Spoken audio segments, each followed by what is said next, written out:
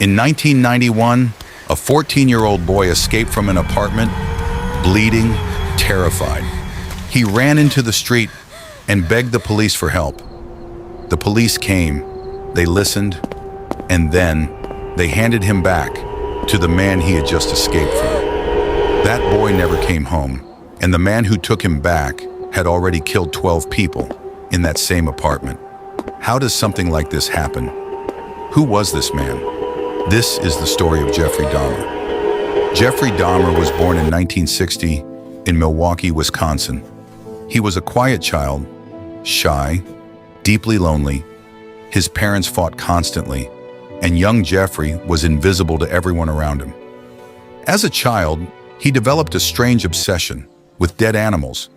He would collect bones from the roadside and spend hours alone, studying them. Nobody thought much of it at the time.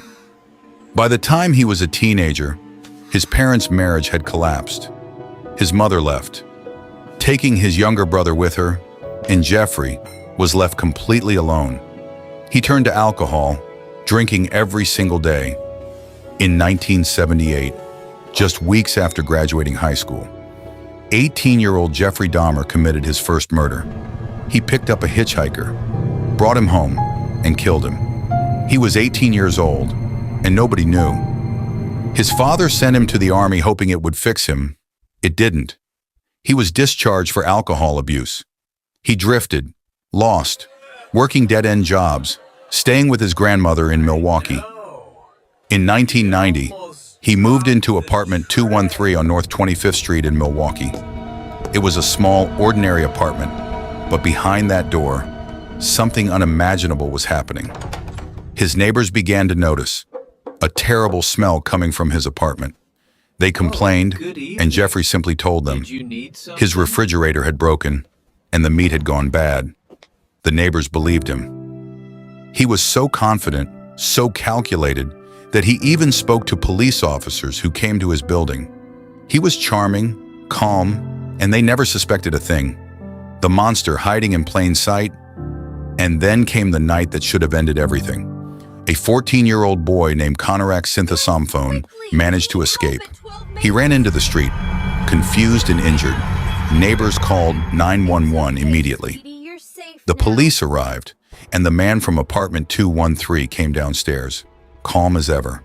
He told officers the boy was his 19-year-old boyfriend, who had too much to drink. The officers believed him and handed Conrad back. The neighbors screamed at the police, told them the boy was just a child, that something was wrong. The officers dismissed them and walked away. Conrad Synthesamphone never came home. He was 14 years old.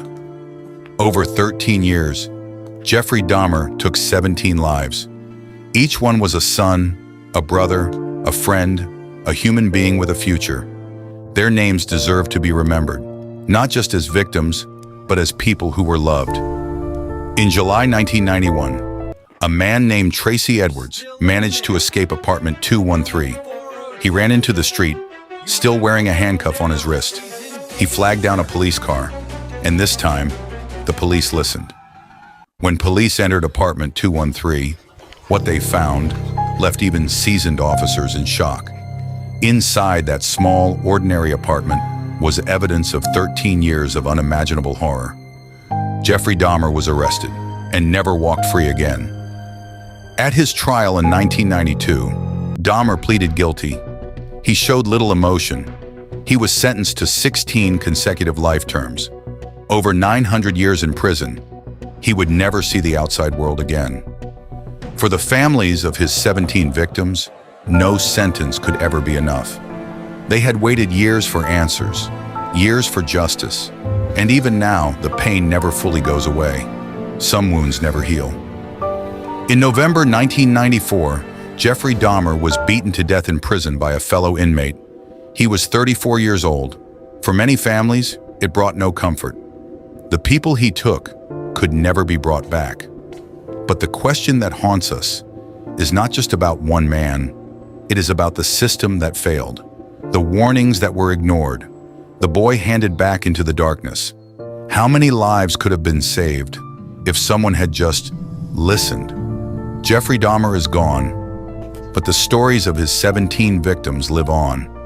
They were real people with real dreams, and they deserved so much more. If this story moved you, take a moment to remember their names, not his. Thanks for the watching. Subscribe CrimeCrypt for more. See you on next video.